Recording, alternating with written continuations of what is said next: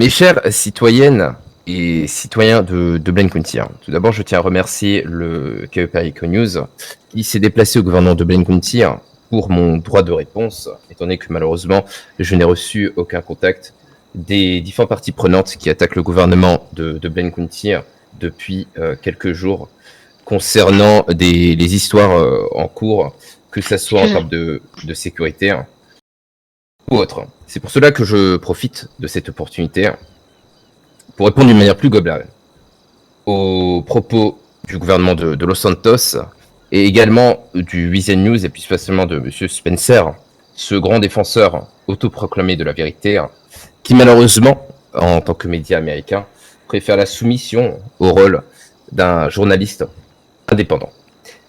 Je tiens, mes chers citoyens et citoyennes, pour rappeler quelque chose de très élémentaire. Être américain, ce n'est pas seulement le dire, c'est le vivre. C'est respecter notre histoire, notre culture et nos lois.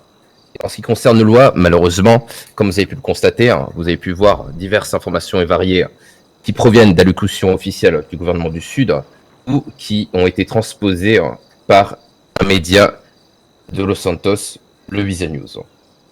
Les accusations qui ont été faites, enfin, si seulement ceci étaient des accusations, mais c'était des affirmations. Ces affirmations disent que Madame McCarthy, une membre de la direction de KEPerico, a assassiné un citoyen américain, et plus spécialement, un citoyen de Blaine County. Concernant les accusations de crime, je tiens à rappeler quelque chose d'essentiel.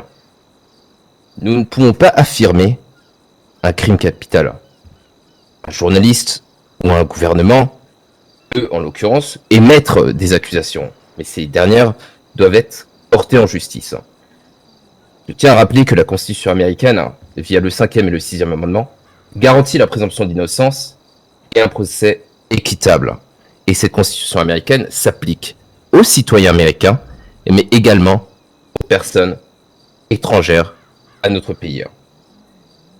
Je tiens également à préciser que l'article 3.1 du Code pénal impose un délai légal pour décider de relaxer ou de poursuivre un individu. Sans procédure et preuve, toutes les accusations qui ont été portées, enfin, les affirmations malheureusement, qui ont été portées à Madame McCarthy sont nulles et assimilables à de la diffamation. N'oublions pas que nous sommes dans un état de droit. Nous ne pouvons pas accuser qui nous voulons, surtout lorsque nous sommes un gouvernement, une presse. Nous devons avoir des procès, des procédures régulières.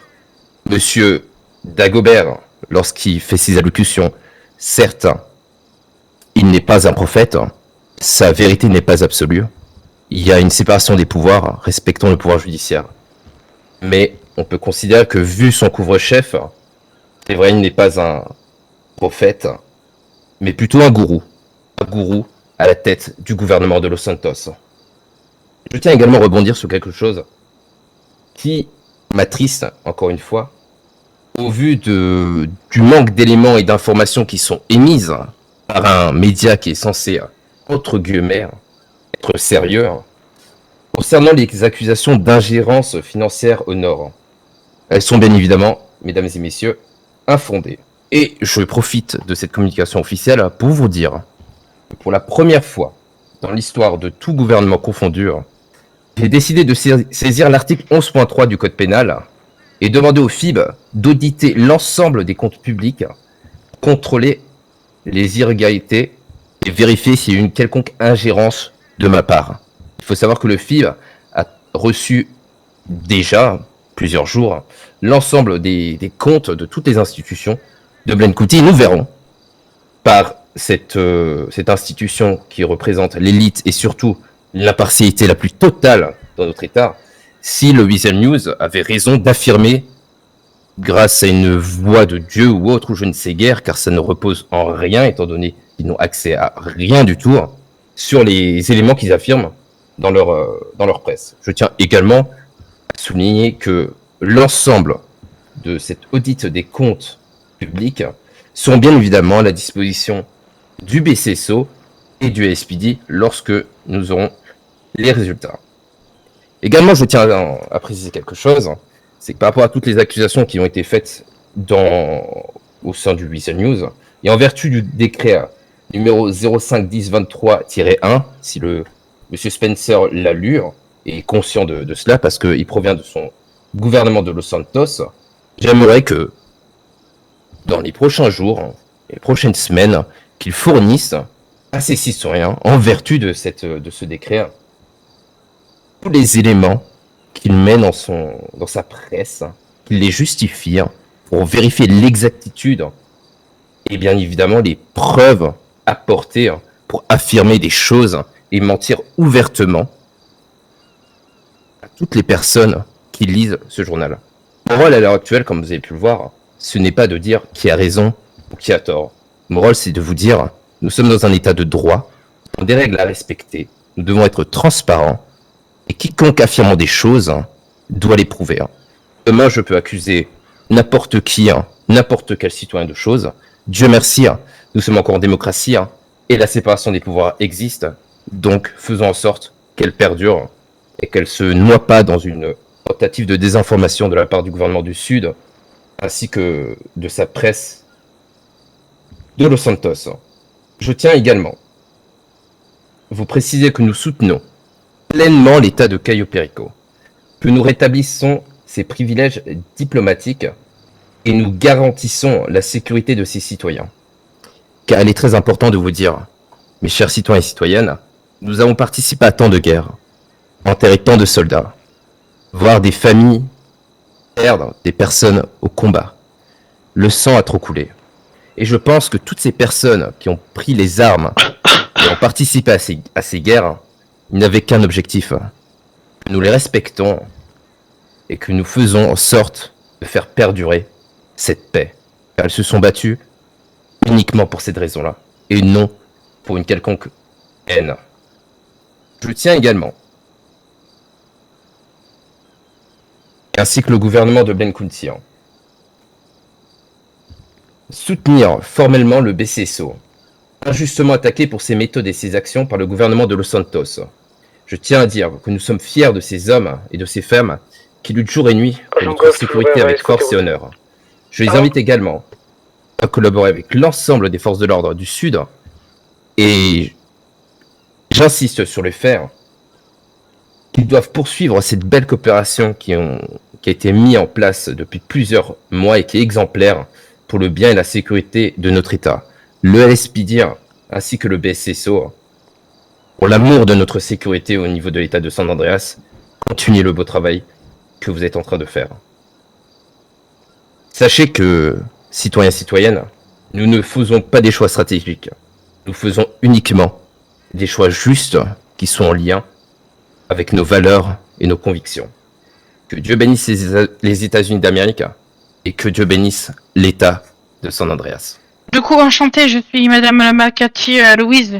Je suis la sous-chef d'État de Cayo Perico. Et je suis à l'heure d'aujourd'hui devant vous, devant la caméra. C'est pour annoncer quelque chose qui me touche particulièrement. Aujourd'hui, je me suis fait attaquer par Monsieur Spencer, directeur du Weasel News, qui a attaqué ouvertement ma famille. Je voulais adresser ce mot pour Monsieur Spencer.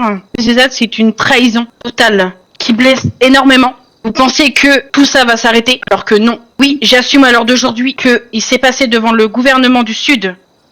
Du coup, à l'heure d'aujourd'hui, on a eu la confirmation que le monsieur que vous croyez que j'ai abattu devant le gouvernement du Sud, ce monsieur n'est pas mort. Je l'ai neutralisé. À l'heure d'aujourd'hui, il n'y a pas d'acte de décès. Il n'y a pas eu de meurtre. Et je ne suis pas du tout accusé de criminalité sur Los Santos. Que le journal diffame mon nom, du coup, à l'heure d'aujourd'hui. D'attaquer ma famille parce que vous savez pas venir les voir les gens et savoir la vérité. Malheureusement, vous n'êtes pas un vrai journaliste. La gratuité de l'attaque le rend encore plus abject. Quand quelqu'un invente des propos, des rumeurs ou déforme la vérité. Il ne s'agit pas d'une malentendu. C'est un choix. Si à l'heure d'aujourd'hui, je suis là et me présenter sans masque et que j'assume mes actes, tout simplement. Alors, Monsieur Spencer, si vous m'entendez, vous me regardez, osez venir me voir et arrêtez de vous cacher derrière un stupide journal dirigé par un corrompu. Un homme sans valeur, qui est Monsieur Dagobert. Du coup, Monsieur Spencer, le monsieur de Weasel News qui a fait un magnifique journal sur ma famille. Du coup, ce message est adressé à lui. Des actes qui blessent profondément des coups Parmi eux, le mensonge, la connerie et à l'encontre de ma famille occupent une place particulière. Mentir sur ma famille, inventer des histoires, c'est lire des noms sans fondement, n'est pas seulement un manque de respect, mais une atteinte directe.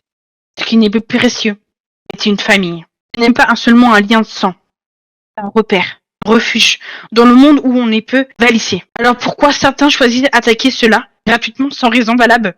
Monsieur Spencer, c'est vous, écoutez-moi. La gratuité de l'attaque la rend encore plus abjecte. Quand quelqu'un invente des propos, crée des rumeurs et déforme la vérité, il ne s'agit pas, malentendu, mais d'un choix délibérable, de nuire à une personne. Ce choix relève d'une intention malsaine. Détruire une image, tenir la réputation. Il oublie que derrière chaque nom cité de chaque histoire, des sacrifices, des moments de vie qui venaient des mots et d'une famille. Car oui, les mots ont un pouvoir. Ils peuvent détruire. Ils peuvent aussi briser. Une phrase prononcée dans l'ombre, l'insinuation lancée au détour d'une conversation. Il attaque un lien dans une unité forcée par l'amour et la confiance et le respect. Ce qui me choque le plus, ce n'est pas seulement le mensonge, mais son utilité. Une attaque gratuite relève souvent la jalousie, la frustration ou simplement la vide morale, ce qu'il commet. Il faut être bien clair, Monsieur Spencer. Attaquer à ma famille, c'est franchir une ligne rouge. Parce que ma famille n'est pas négociable. Quelconque ment sur elle ne contente pas de toucher à des mots. Toucher à mon identité, à mon cœur, à ma loyauté. Et cette loyauté, je la défendrai toujours. Et elle est sacrée. À ceux qui s'attaquent gratuitement, je pose une question. Qu'espérez-vous gagner? Un instant de gloire pathétique? Une illusion de supériorité? Cherchez une chose. La vérité finit toujours par éclater. Ce jour-là, vos mensonges vous écraseront sous votre propre poids. Juste un dernier mot peut-être. Viva Caillot et viva le gouvernement du Nord.